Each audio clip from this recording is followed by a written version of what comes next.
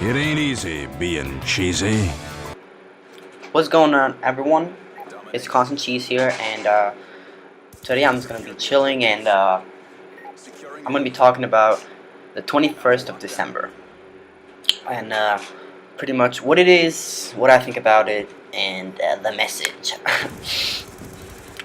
Okay, so pretty much for those who don't know, who've been living under a rock, what um, what the December 21st is pretty much doomsday. It is the end of the world, as described by the archaeologists who study this, and the scientists and the researchers, and blah blah blah blah. uh, when I learned about this was during the 2012 movie, which was with, I think, Nicolas Cage, where those two kids they like scratched with their fingers, and it was pretty creepy. And some aliens came from another planet, I don't know, alien or whatever, and they took the children. Hold on, they took the children and they took them to another planet to, I guess, continue the human race, because they wanted to keep us and they didn't want it to go extinct. Extinct, which is a good thing. But anyways, in the 2012 movie, what happens is this day comes, and this scientist, I think I'm not sure. I think it was a teacher, and he like studied the date, and he like calculated with some formula. I don't know. I haven't seen the movie in a long time. And pretty much what happened is the world was destroyed, and everyone died, and this huge flare of sun came. I think I'm mistaking the two movies with there's like two of them. There's one where like the flame comes, and there's one where they're in a boat because there's like water everywhere. I'm not sure, but anyways, it's the same. It's the same principle. It's just same message. I meant it's destruction of the world. So there's this tribe called the Maya, and these guys, they were really advanced in studying time for their time, obviously, and even now, so some of their writings we don't understand, and not just writings, but just the logic they have, because they said that they could see stars back then, which I don't know how they could do without a telescope, but anyways, that's their business.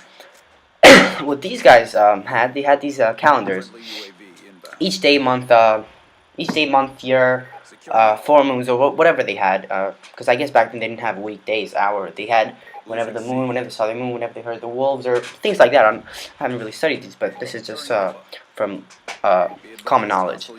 And these guys, they had this calendar, and this calendar came to an end. And this came to an end because their tribe, when they all died pretty much, so they couldn't continue it. And when these archaeologists found this calendar, which was like a plaque, like we had things that we put on our wall, like the little calendars, yeah, calendars.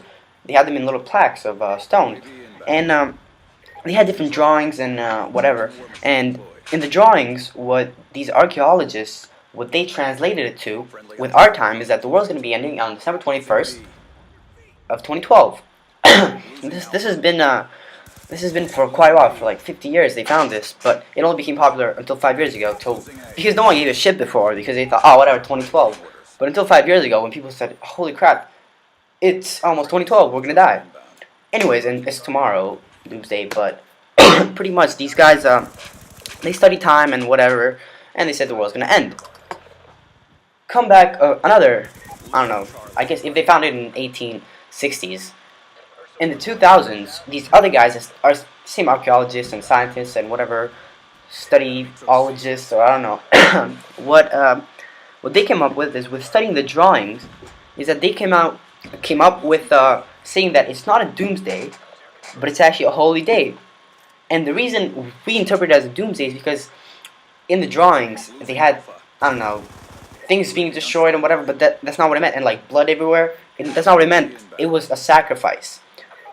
if you will, but it wasn't a sacrifice like we know today, that whatever, you kill someone or you kill a sheep, or I don't know. It was actually sacrifice, meaning regeneration, and looking at your past and trying to make it better, like we do at New Year's, where we do our New Year's resolutions that we're gonna accomplish. Never do, but there's those few special ones that do, but just like that. And it was, but what it truly was, it was a cycle. And this was honestly the most simple explanation that I truly believe in. It was a cycle. What I mean by a cycle is that, in our calendar we have December 31st, and that's when the calendar ends. That's what they had as well. December 31st, the calendar ends, and then they started the beginning again. But we think that they're not that smart to go back to the other one. What they do is for every different year or whatever their unit are, they're gonna make a new plaque. That's not true at all.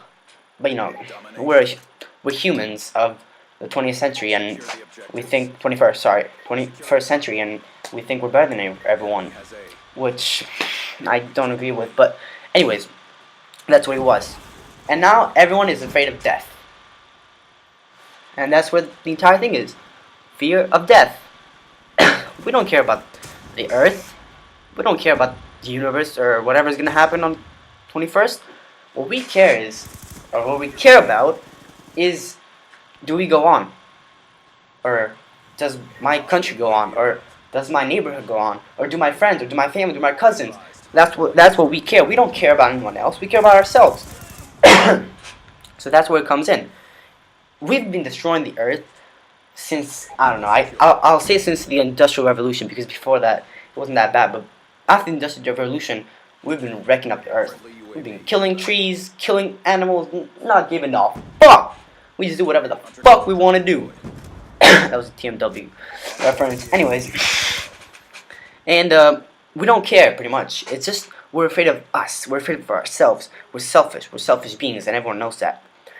But the other thing is that, people are, how everyone's starting to say, hey, I only have, whatever, this much time left until 2012, 21st of December, 2012. I'm going to do this, going to do that, YOLO, do whatever.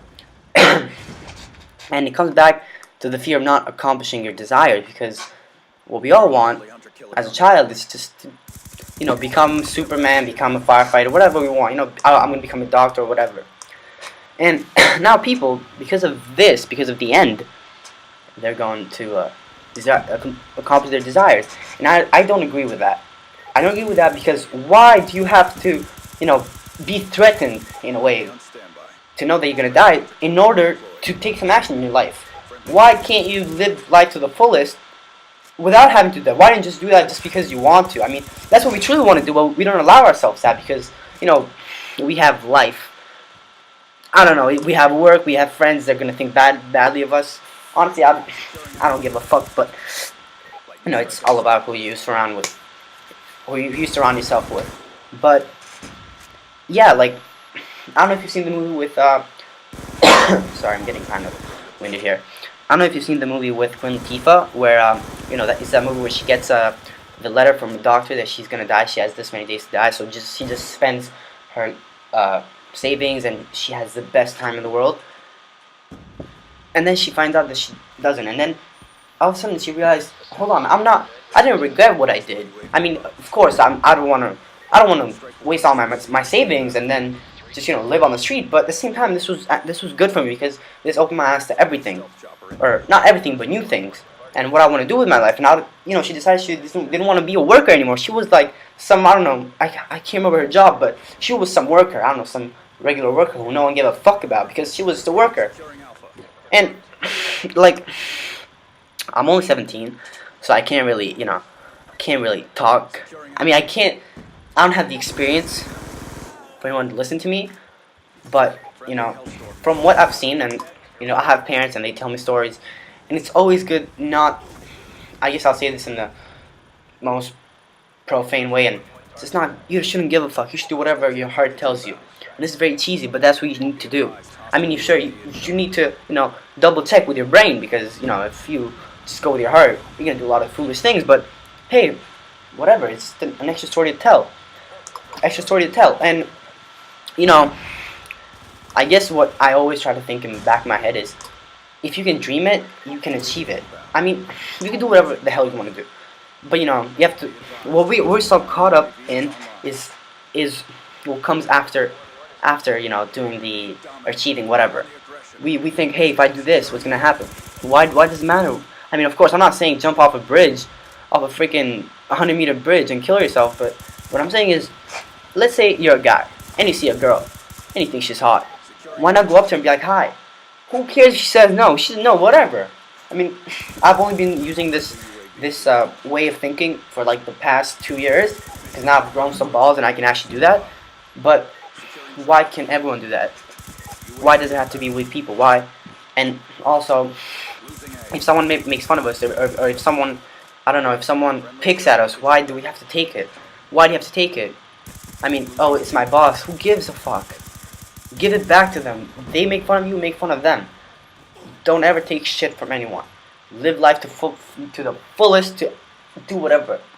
You need to live your life, okay?